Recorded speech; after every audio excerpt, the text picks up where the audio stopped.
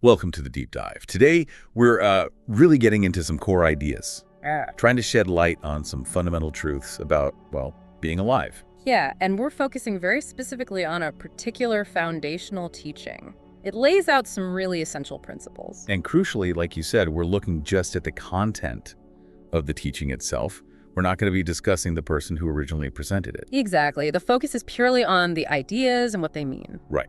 So our mission here is to unpack these ideas, see how they might resonate, maybe give you some of those aha moments, but without getting bogged down in jargon. That's good. It's about clarity. Okay, so let's dig in. At the very heart of this, there's this framework, 4 noble truths. That's it.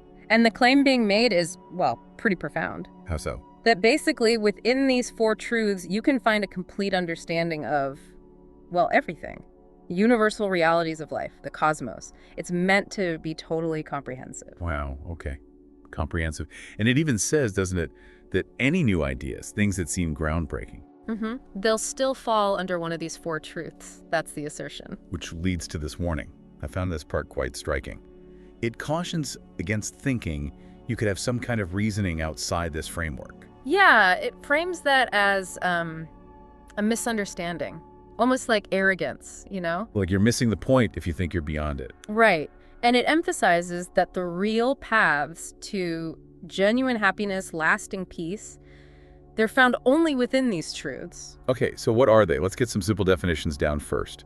The first one is suffering. Defined at its most basic level as pain and sorrow. The discomfort, the unhappiness we all run into. Got it. Pain, sorrow. The second one. The origin of suffering. Tup. Okay, so this is about the why. Exactly. The cause of that suffering we just mentioned, what actually brings it about. Then number 3 is the cessation of suffering. Deet. Now, cessation, that sounds a bit like, destruction. But that's a really key point. It's clarified that deet isn't about destroying something. Oh, so what is it then? It's described as a state without suffering, an absence of it, like transcending the pain, not wiping it out. An absence. Okay, that's a subtle but important difference. Yeah. And the 4th?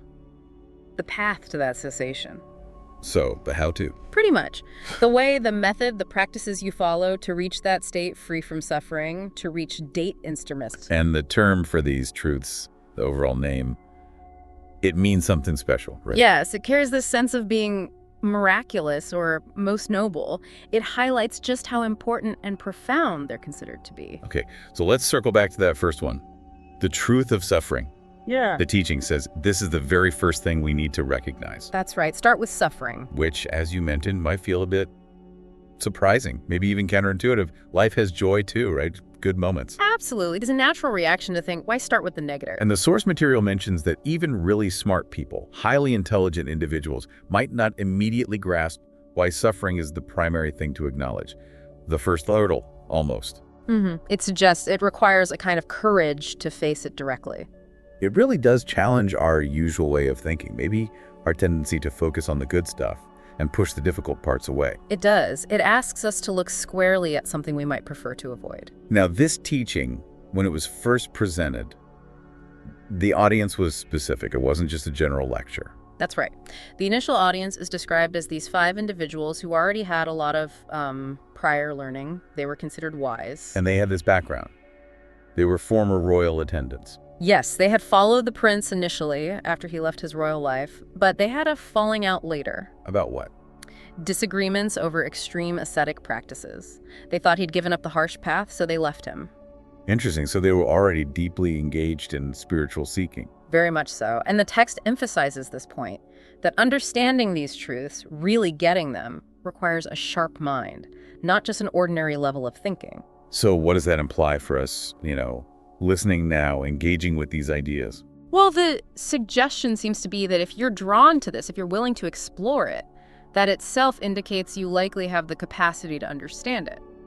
Kind of encouraging, actually. It is. It suggests a certain readiness, perhaps. Okay, so let's dive deeper into why start with suffering. Yeah. We know the audience was sharp, ready for deep ideas. Why suffering first?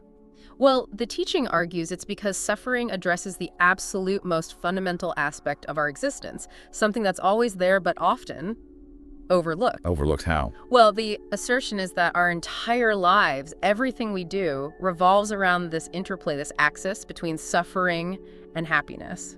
Everything. That sounds huge. It is. It prompts some serious self-reflection, doesn't it? Think about any decision you make, any moment.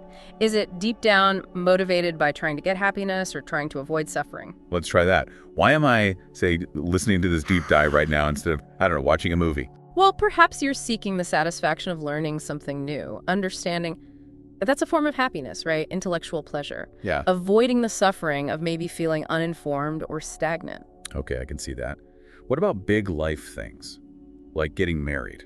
Often driven by the expectation, the hope of future happiness, companionship, security, avoiding the suffering of loneliness. And the opposite, divorce. Usually to escape the suffering within the relationship, the conflict, the unhappiness. Even small things, like choosing lunch. Definitely.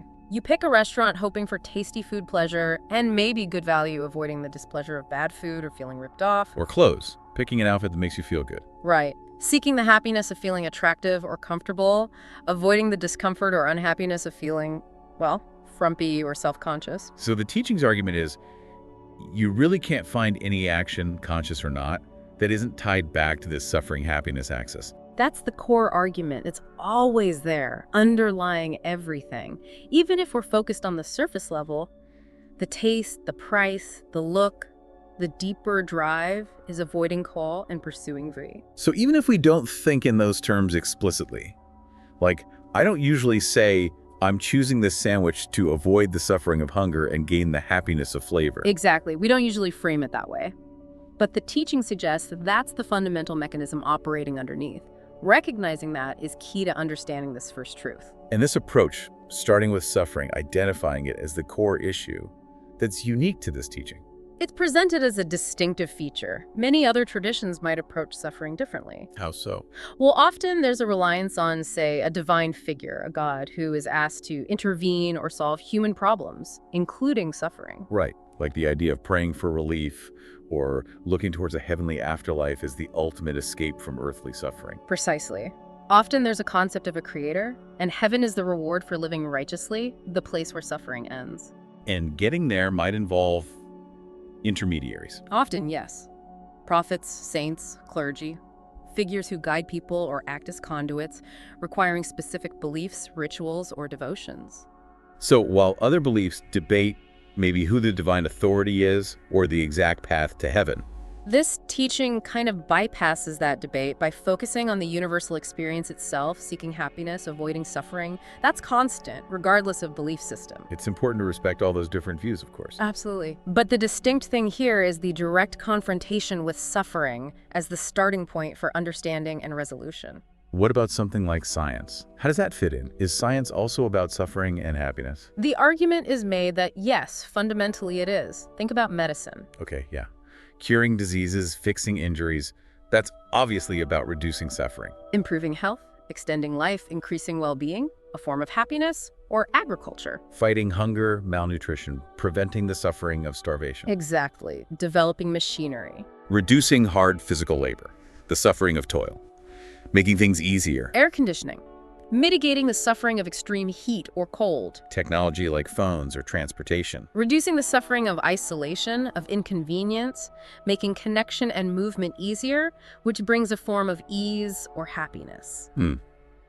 But technology also causes new problems, right? Like traffic jams from cars. True, there are often unintended consequences, but the motivation behind developing and adopting these things, the teaching suggests, is still rooted in that fundamental desire to alleviate some form of suffering or increase some form of happiness or ease. So the argument is, whether it's religion, philosophy, science, everything ultimately circles back to this core human preoccupation with suffering and happiness. That's the perspective offered. It's the central axis. And by putting suffering core first, this teaching is basically saying, let's address the absolute core of human existence right from the start. Precisely. Yeah. It's suggesting that this single truth is incredibly profound and encompasses, well, the whole human condition in a way. Grasping this first truth is like holding the essence of life in your hand.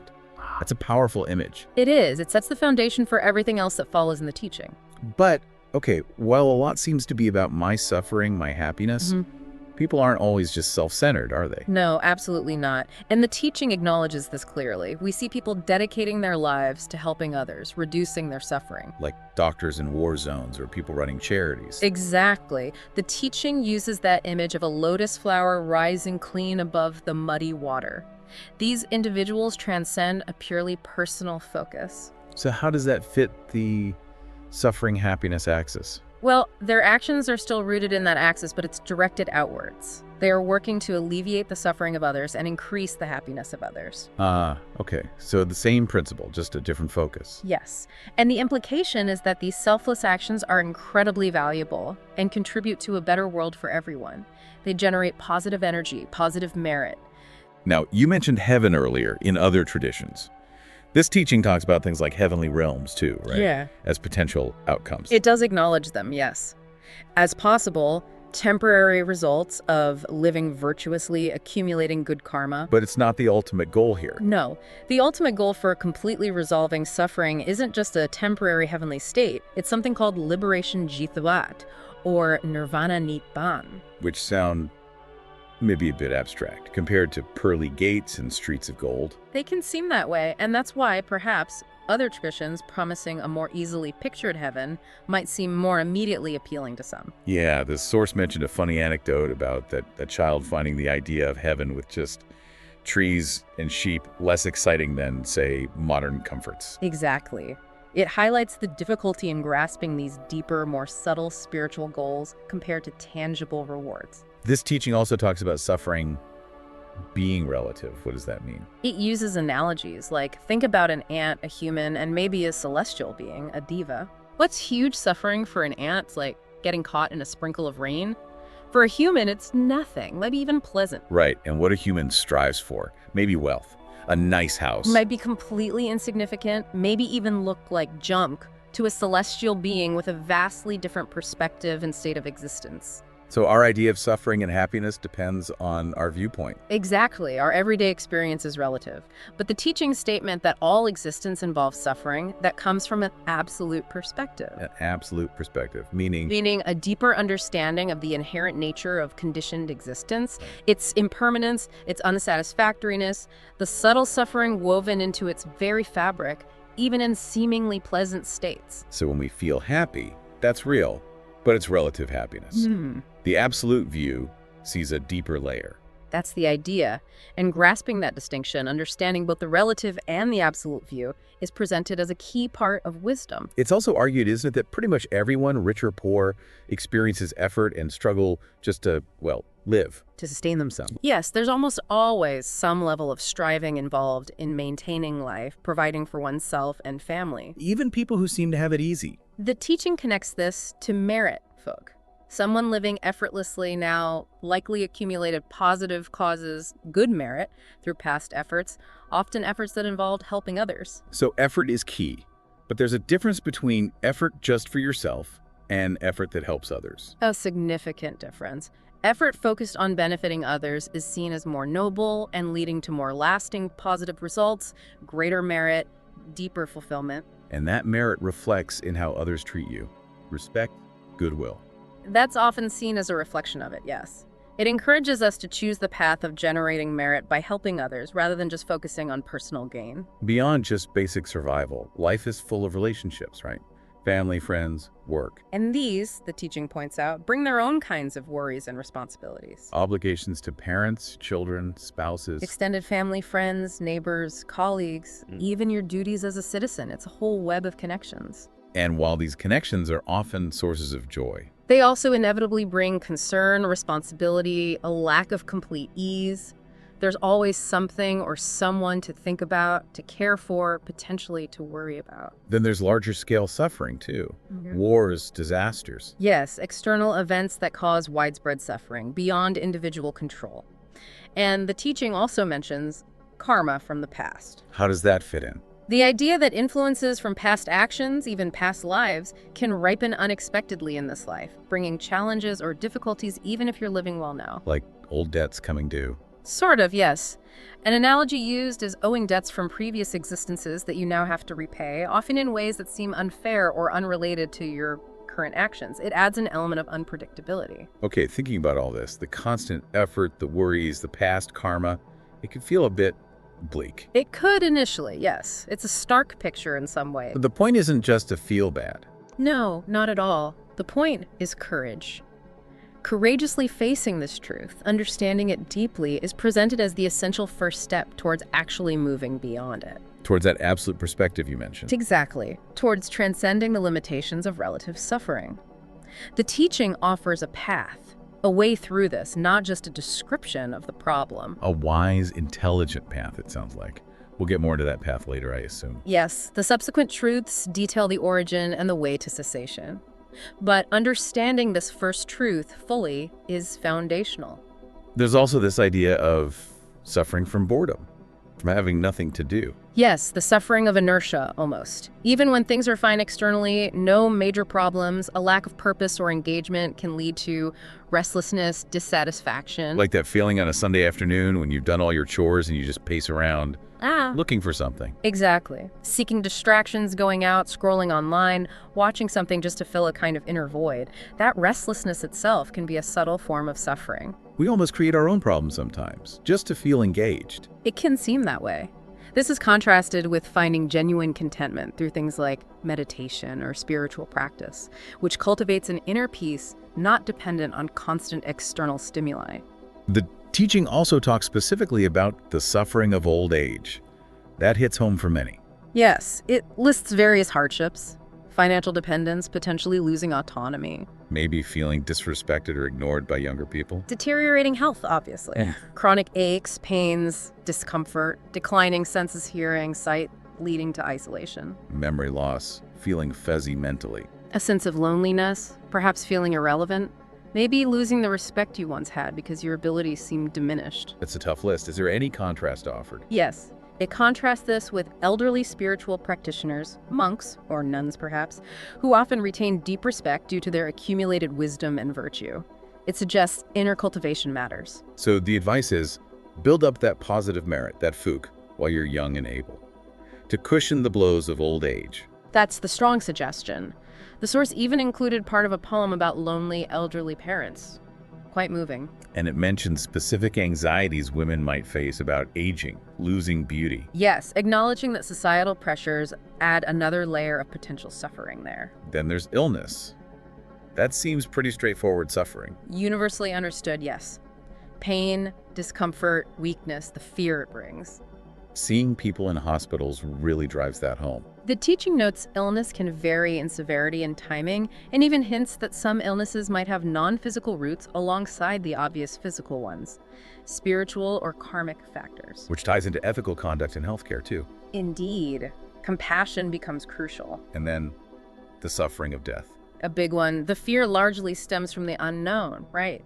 What happens next? We have no direct experience of it to draw on, no reliable reports from the other side, so to speak. Plus the uncertainty about our karma, where will our past actions lead us? And then there's the suffering of those left behind. The grief, the loss, the practical burden sometimes. The pain of separation is immense.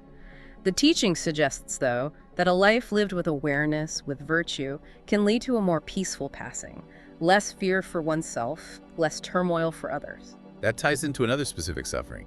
Separation from loved ones. I bit.ly call. Yes. Losing people or even things we are attached to. Love, or I here, means affection, attachment, liking. Could be intense love, could be just liking your job. And the more you're attached? The greater the suffering when you lose it or are separated from it. Losing a favorite pen is annoying. Losing a child is devastating. The principle is the same, the intensity differs. Examples like heartbreak causing extreme reactions show how powerful this is. Or even retiring from a job you loved and identified with. There's a loss there, a separation that can cause real sadness. Attaching identity to external things makes us vulnerable. Romantic love gets a special mention, inspiring so much art about its joys and pains. Understandably. And the idea extends further attachment to your homeland, for instance. Think of the suffering of refugees or people under occupation, separated from their land and culture. Even attachment to the planet itself. Potentially, yes. It encourages us to look at all our attachments, big and small, and see how they set us up for potential suffering when things change or are lost. Okay, what about the flip side? Being stuck with things or people we don't like. That's the next one. Encountering the unpleasant. On tang hoi ko. Suffering from having to be around or deal with what you dislike or hate. Like a really annoying neighbor or difficult family dynamics, maybe step-parent, stepchild friction. Those are common examples. Or on a larger scale, living under a political regime you despise, or working in a toxic environment you can't easily leave. Social progress can sometimes help with these. Better laws, more tolerance. Sometimes, yes. But the core suffering is being bound to unpleasantness without an easy escape. And the ability to get out of those situations is that linked to merit again. The teaching often suggests that having sufficient merit can open doors, create opportunities to change unpleasant circumstances. Overcoming deep dislike itself is also hard work. Right. It's not always easy to just decide not to hate someone or something if it's really difficult. Especially in extreme situations, like being under the thumb of a criminal group. Escape might seem impossible. It highlights the severity the suffering can reach. Okay, another one. Not getting what you want. Co. Unfulfilled desires. Pretty straightforward, this one. Wanting to get well from sickness, but staying ill. A child desperately wanting a toy they can't have, wanting a promotion you don't get. If you do get what you want, then no suffering on this front. Not the specific suffering, no. Though getting what you want might lead to other issues later. But again, the ability to achieve desires is often linked back to having the necessary merit or positive karma. What about wanting something noble? Like wanting society to be better, more ethical, but feeling powerless. The source called it but day or but chi. Yes, the suffering of frustration when your aspirations for good aren't met. But wait, if the desire is good, why does it cause suffering? This is subtle. The teaching suggests that even seemingly altruistic desires can have a hidden thread of ego in them. Personal ambition, wanting recognition, wanting things your way. So it's the attachment to the outcome, even a good outcome, that causes the pain if it doesn't happen. Exactly. If it were truly purely selfless, without any personal stake or ego involved, the teaching implies there wouldn't be personal suffering if the goal wasn't achieved. You'd simply continue working towards it without anguish. Historical failed heroes might have had patriotism mixed with personal ambition. That requires a lot of self-honesty to see. It does. Deep self-reflection. Okay, finally, the most perhaps abstract one. The suffering inherent in the 5 aggregates themselves. The building blocks of me. Yes. This one can be surprising. The idea that the components that make us up, form, feeling, perception, mental formations, consciousness, are themselves inherently linked to suffering. How can my body or feelings be suffering? Let's break it down. First, form, the physical body. It has constant needs, right? Food, water, air, sleep, shelter. Right. Just satisfying these basic needs requires ongoing effort. Deprivation causes discomfort. Maintaining health, protecting it from harm. It's constant work, a subtle undercurrent of potential suffering. Okay. What about feeling pleasant and unpleasant sensations? We constantly crave pleasant feelings and want to avoid unpleasant ones. This craving drives so much behavior. But pleasure is fleeting, temporary, so we're always chasing the next pleasant feeling, avoiding the next unpleasant one. This relentless cycle is inherently unsatisfactory compared to a stable inner peace. Perception. Recognizing things, Yeah. forming ideas. The mind constantly wants to perceive, to know, to gather information. This isn't bad in itself, but depends what we perceive and learn. Craving sense input can be endless, and crucial is discerning useful, wholesome understanding from harmful ideas or misinformation, which just leads to more confusion and suffering. Mental formations, thoughts, intentions, volition. The mind is always active, thinking, planning, creating. This fuels our sense of self, our ego. If this activity is undisciplined, driven by greed, aversion, delusion, it leads directly to suffering, worry, anxiety, conflict. But thoughts can be positive too, planning to help someone. Absolutely. Thoughts and actions aligned with virtue, with compassion, lead to positive outcomes, happiness, good merit. It's about the quality and direction of the mental activity. Undisciplined chatter versus focused, ethical intention.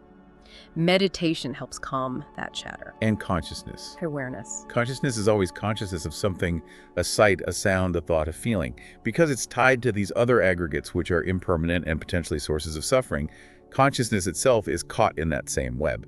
It arises and ceases based on conditions. So the conclusion is, just having this psychophysical combination, these 5 aggregates, means suffering is inherent. because they're constantly changing, needing maintenance, subject to craving and aversion. That's the deepest implication of this first truth. From the absolute perspective, the very nature of conditioned existence involves suffering. Wow. Okay. So, wrapping up our deep dive for today, we've really gone through this first noble truth, the truth of suffering, in quite some detail. We have, from the basic definition to its many facets, old age, sickness, death, separation, not getting what you want, even the subtle suffering inherent in our very being. And the core message seems to be its pervasiveness. That poem about the ocean of suffering, it touches everyone. No one is exempt, regardless of how things might look on the surface. Which leads to that final thought about compassion. If we all share this fundamental condition, then it calls for understanding, for kindness, working to ease our own suffering, and importantly, the suffering of others, accepting it, then acting skillfully. Creating a better world by acknowledging this shared reality and remembering that promise to strive for the well-being of all beings. A powerful intention to hold. Now, we know there might be lingering questions, maybe comparing human and celestial suffering more, or those ethical hypotheticals. Yes, lots more could be explored. But we're out of time for today. Those are great points for you, the listener, to reflect on further. And that brings us to the end of this exploration. Join us next time when we'll tackle the second noble truth, the origin of suffering, tup. Where does all this actually come from?